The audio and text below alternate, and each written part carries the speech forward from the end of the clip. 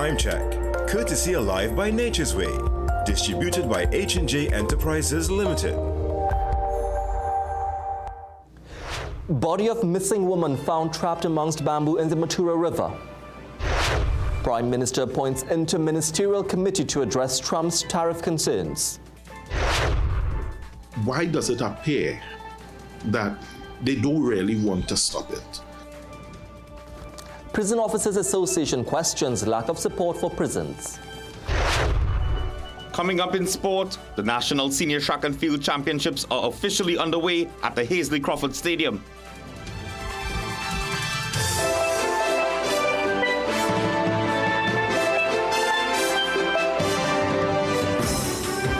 Very good evening and welcome. I'm Jesse Ramdeo and this is the Weekend News here on CNC3. Thank you for joining us.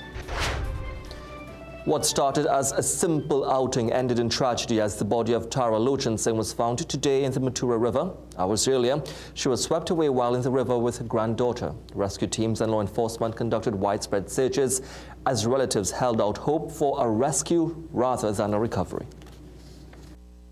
A mother, grandmother, sister and friend. Now, Tara Lochan Singh will be a memory to those closest to her. Tara was a city heartbeat of the family. She always the jolly one, always the one to make everybody happy, smile, laugh. She liked to be outgoing. On Saturday, the 47-year-old's body was found in the Matura River, Mount Debris. Hours earlier, she and her granddaughter were swept away by the current. While the 6-year-old was rescued, a frantic search followed for Tara. And as hours passed, hope flickered, eventually leaving relatives heartbroken. It was an unexpected death. We all are saddened by what happened. What more we could say? It don't really happen, man. We gotta try and face our reality. Hunter Search and Rescue Team Commander Shamsuddin Ayubi recounted that where a river runs still, grief now hangs heavy. Such as we was moving out the rubble, the bamboo, which we believe she went underneath, because since yesterday we was removing that bamboo, and by removing the bamboo, a short while this morning, around 11 o'clock, and we were around the Coast Guard come and they tell us that we come out of the water and they was diving. And on the diving, they saw the body below the bamboo patch. While at the scene, Tara's close relatives, including her son, sat in disbelief, struggling to come to terms with the sudden tragedy. A Laventil woman is dead after the car she was in plunged into the Richmond River in Roxborough. Dead is Marjorie Harry Orr, who, along with her 78-year-old husband, Thomas Orr, fell some 30 feet into the river. Police reported that around 8:30 a.m. at the intersection of Richmond Orchard Drive and Windward Road, Mr. Orr stopped to allow another vehicle to pass. The driver of that vehicle also stopped to allow Thomas to pass. Both drivers then collided, sending the car the Orrs were in into the river. Passers-by rushed to help and pull both occupants from the vehicle. However, despite attempts to resuscitate her, Marjorie was declared dead on arrival at the Roxborough Police Station Hospital. This is the second such fatal in a week. On Monday, Calissa Danclair died when her car crashed into the South Oropouche River. Concerns over the imposition of a 15% tariff on all imports originating from Trinidad and Tobago by the United States have prompted Prime Minister Kamla Persaud-Bissessar to set up an interministerial committee to look at a way forward. Keisha Kaulesa-Alonso reports. Last Thursday, U.S. President Donald Trump set up a 15% tariff on all imports from Trinidad and Tobago under a new executive order. The announcement was part of a sweeping update to the United States tariff schedule, affecting 69 trading partners worldwide. In light of this, Foreign Affairs Minister Sean Suber says those concerns have prompted Prime Minister Kamla Persaud-Bissessar to set up an interministerial committee to look at a way forward. This will include various ministries such as Foreign Affairs, Energy, Trade, Finance and Planning. However, political analyst Dr. Winford James says this development could have a negative impact on small countries like TNT, who may not have the ability to negotiate more favorable terms. It's just that they are using their economic and perhaps their military power to enrich their country. You could see that. And this is, of course, a kind of economic bullying that appears to be taking place. You bully small countries, weak countries, both economically and militarily. And the question is there a way for countries like Trinidad and Tobago to bargain, to negotiate? TNT also reached out to President of the Trinidad and Tobago Manufacturers Association, who says over 39% of all TNT's exports go to the U.S. This additional 5% will have a terribly negative impact on all goods and services exported from Trinidad into the United States. Contacted for comment, Trade, Investment and Tourism Minister Kama Maharaj reaffirmed that government is currently looking into the situation. Keisha Alonso, CNC3 News. While the state of emergency continues amid alleged threats against senior officials from behind prison walls, prison officers continue to face insurmountable challenges, according to Prison Officers Association President Gerard Gordon. And while he has no issues with the SOE, he questions if some lives are more important than others. He says officers' lives have been threatened every day for 2 decades, yet no definitive action has been taken before. Also, while the technological capabilities of criminals improve with time, officers continue to be hampered by outdated responses, as was the case with the drones. Gordon says his officers are contending with up to 40 drops per day, and they have been asking for countermeasures to repel them with little response. We spoke about the airport, which is right south of the Golden Grove prison estate, cross the highway, and you go down there. They have and utilize what you call a geofencing, so that drones and whatnot cannot fly or enter the airspace around the airport. Why can't we employ that sort of technology here?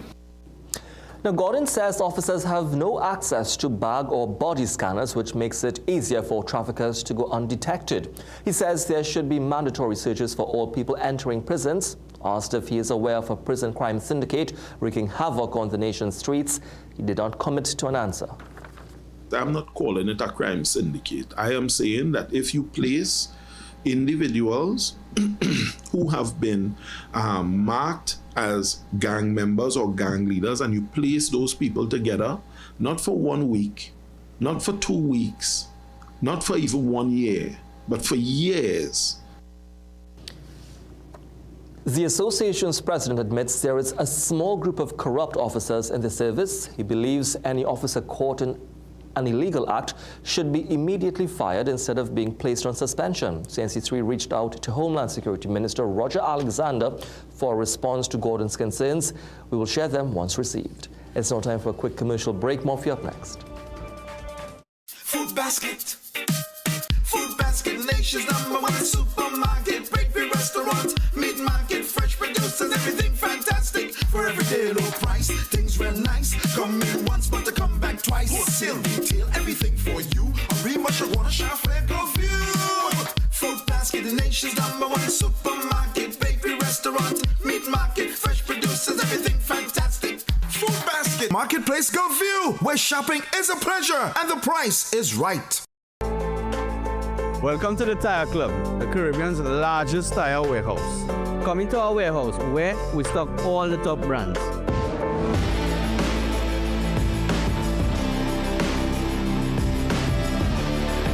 All major brands for cars, SUVs, 4x4s, trucks, tractors, all in one location. Top brands like Gremax, Step Rising, Duron, Comfortsal, Firemac, and many others.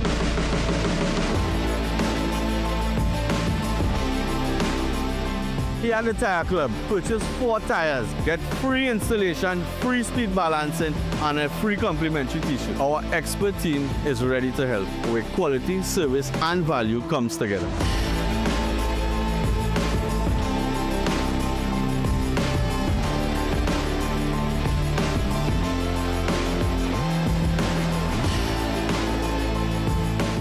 Dress like you mean business. At The Working Woman, we bring you stylish, professional looks made for the modern woman. From casual to formal workwear, we've got your professional wardrobe covered.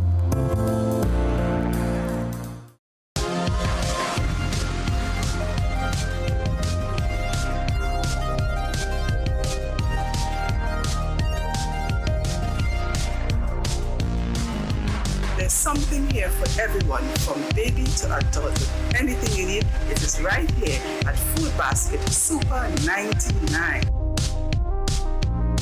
Food Basket Super 99, affordable and trendy.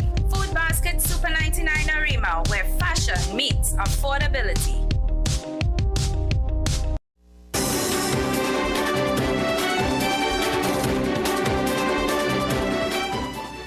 Welcome back. More men are being abused. This from police officers assigned to the Special Victims Department of the Northern and North Central Division, who say they've noticed an uptick in reports of men as the victims of domestic violence. Sergeant Tricia Durant-Charles says it means more men were now secure to report abuse. She was speaking at a community outreach at the El Dorado North Secondary School. She says the embarrassment some male victims typically feel was slowly eroding, and community engagement exercises play a pivotal role in erasing stigma.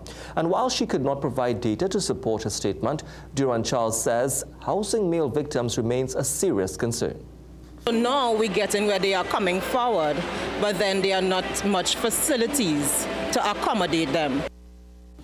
Asiya Mohammed, who is the founder and CEO of Conflict Women, which supports survivors of domestic and sexual abuse, she too is encouraging more men to speak out and seek help.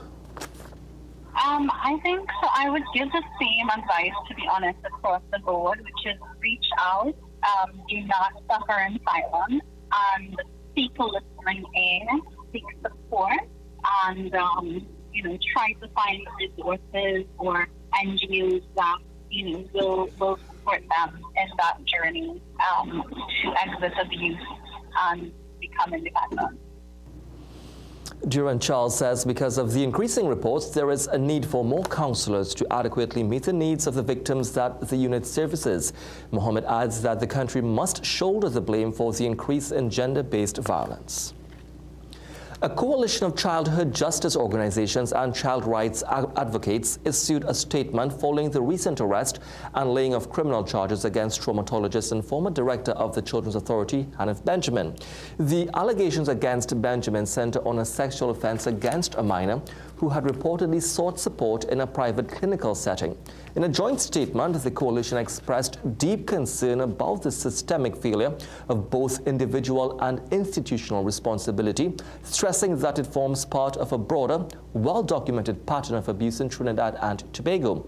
The statement condemned what they called the lack of professional vigor, urgency, and ethical commitment in national child care and child protection frameworks, calling for accountability not only at the individual level, but across institutions. Meanwhile, the Trinidad and Tobago Association of Social Workers continues to advocate for the establishment of a formal system of license and registration for social workers to enhance public trust and accountability.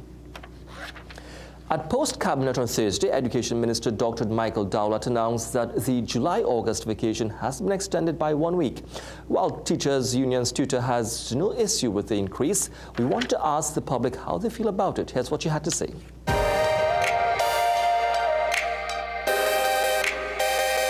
Yeah, it's okay. For now, that might help the children. You send them to learn for like things like lessons and things.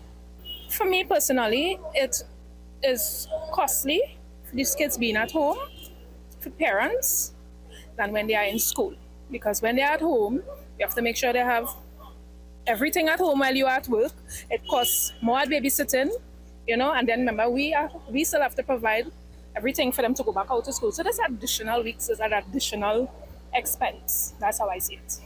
I agree with it once it is, dedicated to preparing the school for the children for the return, when school opens, because sometimes school is close to the 2 months and nothing is done where the school is concerned. So if that extension goes or is dedicated to that purpose, I have no problem with it. Yes, because again, more time to stay home, more vacation for them, extra. Yeah, because normally I just had to go up and down, drive the vehicle to carry my daughter to school, so that extra week I have home without the busy up and down. Yes, I do. Because of the workload that carrying about in the school right now, there is repairs, which will give us an extension week to work and finish up.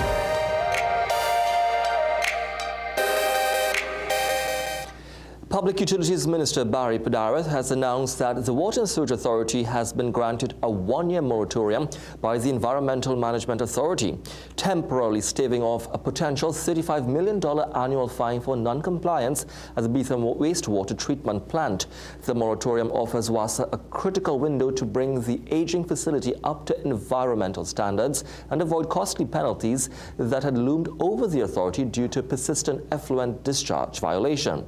During a recent tour led by Acting CEO Jeevan Joseph, Acting Director of Wastewater Services Krishna Prasad Singh disclosed that the plant, commissioned in 2004, has significantly deteriorated, with an estimated $175 million in refurbishments needed to bring it up to standard.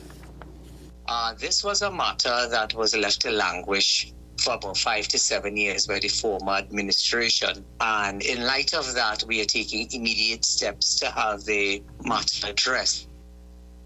Over the years, residents of Beetham Gardens have lodged complaints about sewage overflow to former Laventille West MP Fitzgerald Hines and former Public Utilities Minister Marvin Gonzalez. Gonzalez had previously indicated that repair works were conducted on ruptured sewer lines. Minister Padarath said urgent steps were being taken to safeguard residents from the impact of effluent discharge. I do recognize the challenges that it poses to the residents on the Beetham, and therefore ask the acting CEO and board of WASA to move expeditiously to ensure that we mitigate any sort of effects it may have on those. Now, when contacted, former Public Utilities Minister Marvin Gonzalez pointed to what he described as a massive Beetham wastewater scandal under former UNC administration, alleging that $1 billion earmarked for the project was lost in corruption. He further challenged Padarath to explain how the current government intends to finance maintenance and rehabilitation work without a reform strategy or increased tariffs.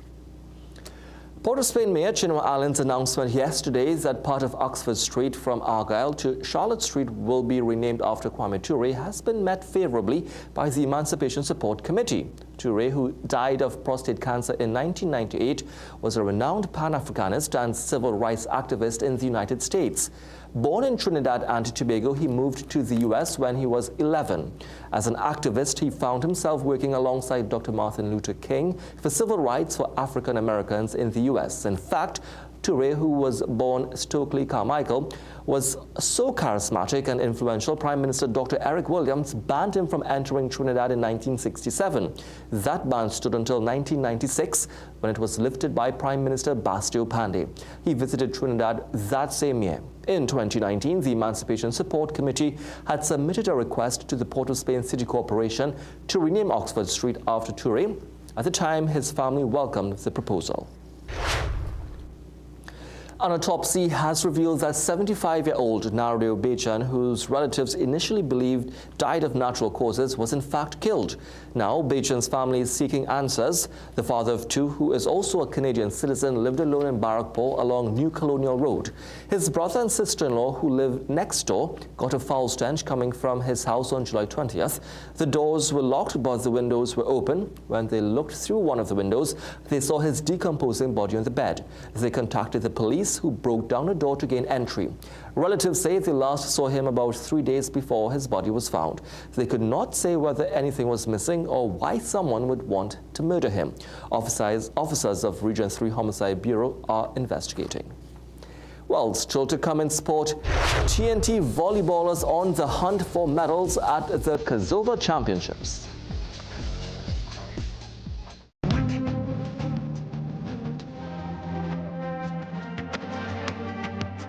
Don't forget, we are Food Basket Superstore right here in Arima. Come see for yourself. From stationeries to household items and so much more right here at Food Basket Superstore in Arima. I really love the variety. There's something for everyone here. Nature's Ways Alive Kids Gummies are multivitamin gummies meant to support the development of children's bodies, like their bones, muscles, joints, brain, heart, and also their immune health. Choose Alive Kids Gummies by Nature's Way because they deserve it. Get the story first. Want to know what's happening in news, sports, or crime? Get the CNC3 app. As the story breaks, CNC3 is there giving you the story first on your mobile device. Be connected to the most trusted and reliable news source, CNC3. Access your world with just a tap. The CNC3 app. Download it today.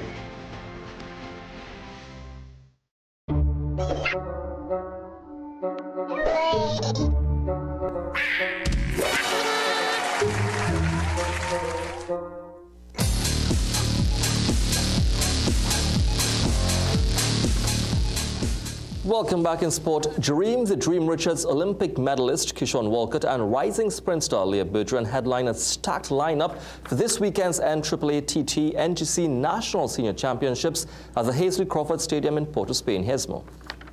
All three athletes have already secured their spots for the World Athletics Championships in Tokyo, Japan, starting September the 13th, and will use the national meet as a crucial tune-up. Leah Bertrand returns to defend her national 100-meter title. The 22-year-old made headlines in May when she clocked 10.92 seconds, becoming just the third Trinidad and Tobago woman to run under 11 seconds in the 100 meters. That performance earned her automatic qualification for the Worlds, a feat she later repeated in the 200 meters with 22.54 seconds, her personal best in June. Bertrand lined up in the first of 3 100-meter heats just moments ago. Heat 2 features Michelle Liai and long jump standout Janea DeGans, while Chinico Bascom and Reese Webster. Jareem Richards will not defend his national 400-meter title this year, instead shifting his focus to Sunday's 200 meters, where he is the heavy favorite. He starts in Heat 1 at 2:45 p.m. tomorrow. Richards has yet to confirm which event he'll contest in Tokyo, but hints that he's leaning toward the 400. Rajiv Surat Singh, CNC3 Sport. TNT's boys under-17 volleyball team secured their spot in the final of the Kosovo Championships, while the girls fell just short. The TNT boys improved their round-robin record to 2-1 with a hard-fought win over Suriname. The victory pushed Trinidad and Tobago to 8 points, securing second place in the standings behind unbeaten Barbados. TNT will face Barbados in the final, setting up a highly anticipated showdown for the gold medal tomorrow. Earlier, the TNT girls team saw their finals hopes dashed after a dramatic 5-set loss to Suriname. Despite winning the first 2 sets, the TNT girls were unable to hold off a comeback. The loss left Trinidad and Tobago with a 1-2 record and 7 points, placing them third in the standings. The girls will now face Jamaica in the bronze medal match tomorrow. TNT boxer Abdul Taylor propelled Trinidad and Tobago into its first final at the Organization of Eastern Caribbean States Boxing Championships on Friday night with a commanding performance in St. Lucia. Here's more. Taylor secured a unanimous decision victory over hometown favorite Donai Koeman, earning his place in the 60-kilogram elite final against Jeremiah Toussaint of Antigua. With 20 bouts under his belt, including the 2024 National Championship title, Taylor used his experience and tactical discipline to overpower the St. Lucian crowd favorite. The southpaw got off to a measured start, using the opening round to feel out his opponent while showcasing slick footwork to avoid Koeman's attacks. But in the second round, Taylor turned up the pressure, unleashing a rapid series of punches that forced the referee to issue a standing 8 count to the St. Lucian in front of his hometown fans. Taylor maintained control through the round and closed out the bout with well-timed combinations and confident ring control, leaving no doubt in the judges' minds. The final is set for tomorrow night. Rajiv Surat Singh, CNC3 Sport. After a narrow 14-run defeat in the opening T20, the West Indies will be desperate to bounce back when they face Pakistan in the second match of the 3-game series tonight. The loss marked the West Indies' 6th straight defeat in T20 internationals, a worrying trend for the 2-time T20 World Cup champions. With the series on the line, the Caribbean side must summon their full potential to avoid yet another series setback. A win tonight would not only level the series but also inject much-needed momentum ahead of the decider. Pakistan, on the other hand, arrived in the Caribbean after a T20 series loss to Bangladesh, but have already started to find their rhythm, and they look to seal the deal tonight with another strong showing. Trinidad and Tobago senior women's volleyball team is heading to Mexico, where they'll take on some of the region's top talent in the 22nd edition of the Pan American Volleyball Cup. The tournament begins this weekend, and the Calypso Spikers are ready for battle. 10 national teams will compete in Colima, Mexico from August 3rd to 10th. Trinidad and Tobago is drawn in Pool B, facing a tough group that includes Canada, Colombia, Venezuela, and the regional giants, the Dominican Republic. With a blend of youth and experience, Trinidad and Tobago is using this tournament not just to compete, but to grow. It's now time for another quick break. More for you up next. Plumbing problems? Don't guess. Call Plumbing Solutions at 628-4646. Proud to be serving Trinidad and Tobago for over 20 years. We do it all. Maintenance and repairs, new construction, sewer lines, inspection, drain cleaning, leak detection. We are licensed and insured. So call Plumbing Solutions at 628-4646. Food Basket. Food Basket, nation's #1 supermarket, bakery, restaurant, meat market, fresh producers, everything fantastic. For everyday low price, things real nice. Come in once, but to come back twice. Wholesale, retail, everything for you. A Rima, Shagwana, Shafre, go view. Food Basket, the nation's #1 supermarket, bakery, restaurant, meat market, fresh producers, everything fantastic. Food Basket. Marketplace Shafra, where shopping is a pleasure and the price is right.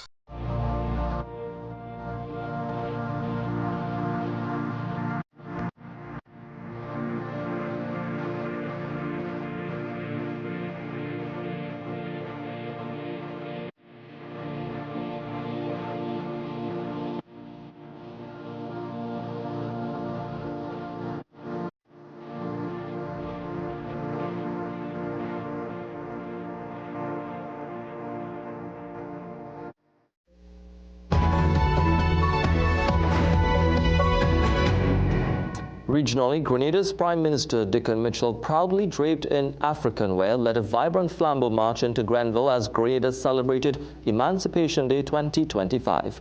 With chants filling the air and cultural pride on full display, he joined hundreds in honoring the strength of their ancestors and the long road to freedom. August 1st stood not just as a public holiday, but as a powerful reminder of heritage, resilience, and the ongoing duty to build a just and equal future.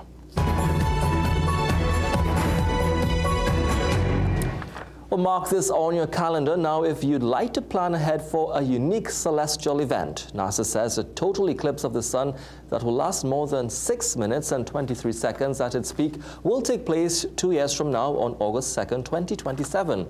The solar eclipse is expected to be one of the longest in decades. Space.com predicts that the 2027 eclipse will be the longest until the year 2114. It will be visible across parts of Africa, Europe, and the Middle East, but most people in the Americas won't get to witness it.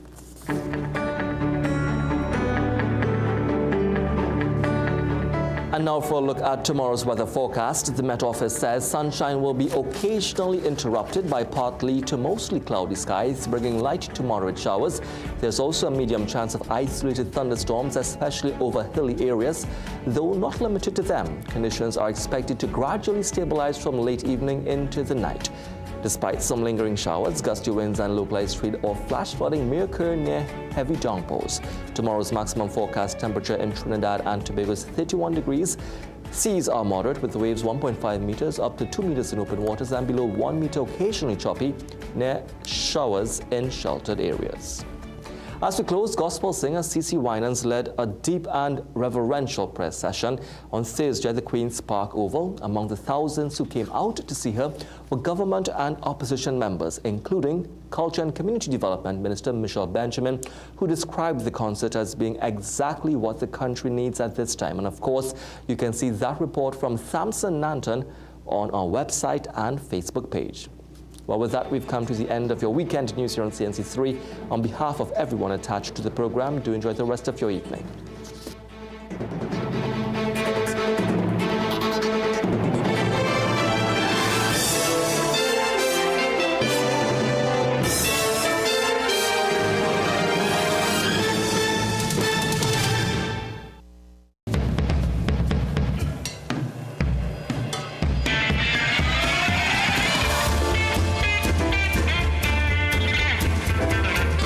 You're watching CNC3. Voices loud and clear, dancing without fear, hearts beating like drums. Here the journey has begun. because Starbound Kids, it's our time. Sing and dance, let's climb. Welcome one and all to the premiere of Starbound Kids, where children from across Trinidad and Tobago showcase their talents for the chance to win the grand prize